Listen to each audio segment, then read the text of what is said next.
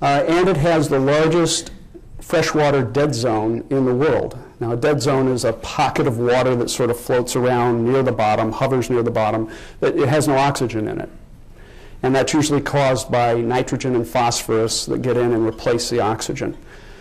So as the climate changes and we see more and more evaporation, that impact is going to happen in a greater magnitude to Lake Erie than it will to the other Great Lakes. Lake Erie has more in common with other lakes around the country, like Lake Mead, than it does even with its other sister Great Lakes. So in an effort to try to turn lemons into lemonade, the fact that we have the shallowest of the lakes, the one with the algal blooms, the one with the dead zone, the one with the worst contamination issues, really gives us the best test bed of all to redevelop and show how to sustain and rehabilitate the resource. And as many of you may be aware, this summer will be the 40th anniversary of the Cuyahoga River catching fire. Actually, that was just one of many fires. I have a T-shirt that has a map of the Cuyahoga with the fires marked on it, and at the bottom it says, "Yeah, like your city's perfect." But for me, where can we get one of those? ClevelandChaos.com. For me, the combination of looking at the entire basin and looking at Lake Erie as a unique asset that has global import. What happens here applies outside of the region as well. And taking advantage of the fact that over the next 10 years, we'll go from the 40th to the 50th anniversary of the Cuyahoga River fire, which really is what jump-started the environmental movement in the United States. We've got a 10-year window to go and really do some amazing things and get another cover story in 2019 that says, that was then, this is now. Well, Senator Grendell, you've heard what Chris Varley has been saying, and as a policymaker, you know, and a lawmaker, how do you take some of this, and where do you see your role in helping to facilitate some of these things to happen? Well, I'm encouraged that we have Lake Erie. I mean, I see things, you know, the old half empty, half full. I see the glass as full. We have one of the best water supplies available in this country. And there's going to come a day when those folks who moved for the sun and the fun to Phoenix and Las Vegas and Georgia are going to wake up and they're going to want to drink of water. And we've already made one policy step. We've now prevented diversion by passing the Great Lakes Compact, so they're not going to be able to steal our water, which means hopefully they want to come back home when they want to use our water. And so I see the policy decisions here is balancing between protecting the environmental aspects of Lake Erie and basin water, which includes groundwater, versus making sure it's available to encourage future economic development, job creation, and frankly sustainability for people who I hope will come back to Northeast Ohio, because we've got the one asset they're going to want in the next 40, 50 years, and that's that water. I do not subscribe to the theory that the lake is going to run dry anytime soon. Last year was actually, I think, the 21-year high. We are not Lake Mead. We are a part of an ecosystem that goodness comes from Canada through snow melt and rain, and while we need to be prudent in how we manage that, and I think there's conservation activities we can put into policy. I think there's technology that clearly we need to use. I agree with Chris. I mean, the fire of the Cuyahoga actually was a sign of what was 100 years of misuse of our water supply by industry. And industry brought this on themselves by not treating and putting things into the water supply they shouldn't. But we've come a long way in that 40 years. I think there's more technology on the horizon. So I think the policy we should do is to strike the use of technology and good conservation practices to preserve this asset of Lake Erie, but on the other hand, have a policy that promotes it as an economic generator that it can really be to help Northeast Ohio recover. I think we have two great assets on which Northeast Ohio can rebuild its economy. One is LeBron James, and the other is the water of Lake Erie.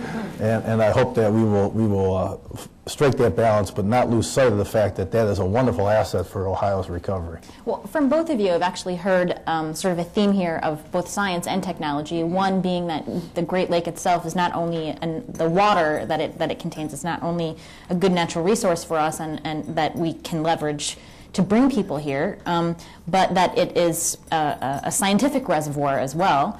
And you were also mentioning technology. You guys have both mentioned technology. So maybe you want to talk about some of those technologies that you think are really, should be getting more attention and more development that are going to contribute to either the sustainability of the lake or other aspects of maintaining our water.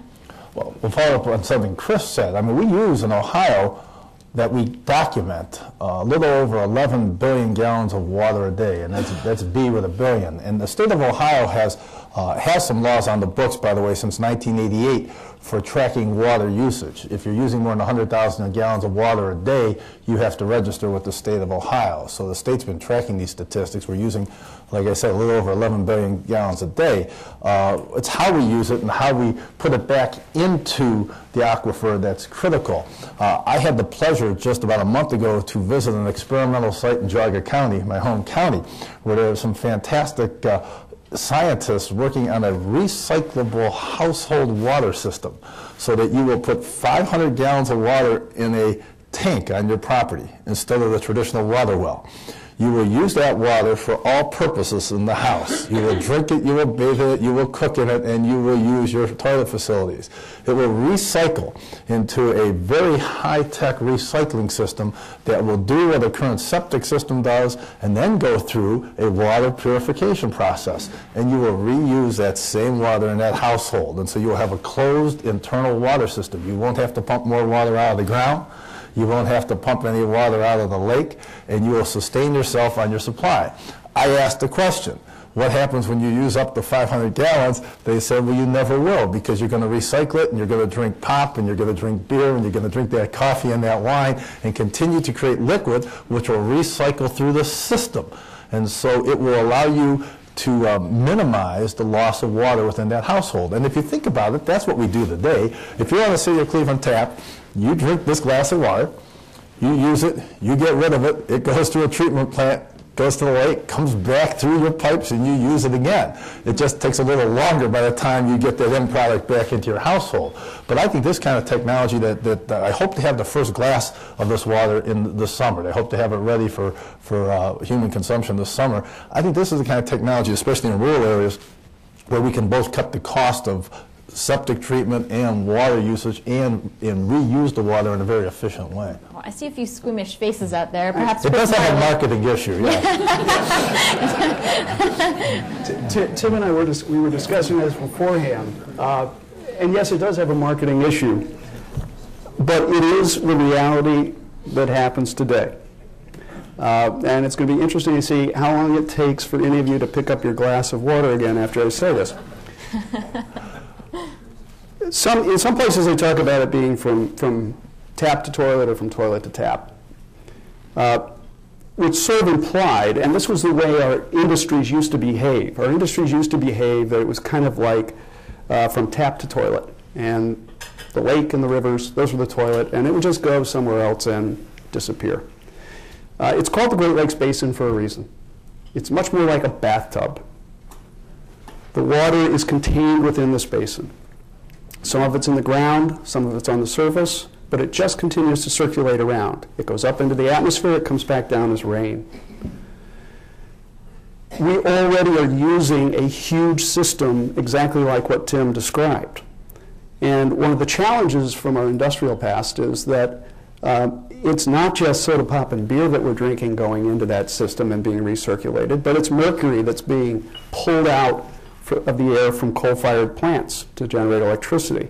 It's stormwater runoff that also brings with it oil and other pollutants. It's heavy metals that get into the system, not all of which get filtered out.